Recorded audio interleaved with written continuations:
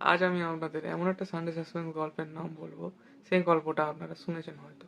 Sunday suspense শোনে না এরকম কোনো লোক আমি আজ পর্যন্ত দেখিনি, বাট যারা শোনো না তারা তো একবার শুনতে পারো। সেই সানডে সাসপেন্সেরই আমি একটা গল্পের ব্যাপারে আজকে বলবো আপনাদের। আলাদা কেন বলছি, এই গল্পটা একেবারে রিভেঞ্জ স্টোরি, প্রতিবারের প্রতিশোধের। তারানাথ তান্ত্রিকের গল্পে আমরা সাধারণত শুনে আছি তারানাথ তান্ত্রিক শেষে জিতে যায়, বাট এই গল্পটায় এই প্রথমবার তারানাথ তান্ত্রিক এই সমস্যার কোনো সমাধান করতে পারে। এই গল্পের শেষে আপনার একটা কথাই মনে হবে যে সব স্টোরি শেষে হ্যাপি এন্ডিং হয় না। তো এত দেরি না করে আমি আপনাদের গল্পের নামটা বলে দিই। গল্পের নাম হচ্ছে আগুন, লেখক তারাদাস বন্দ্যোপাধ্যায়। গল্পটা আপনার ইউটিউবে আগুন বলে সার্চ করলে পেয়ে যাবেন।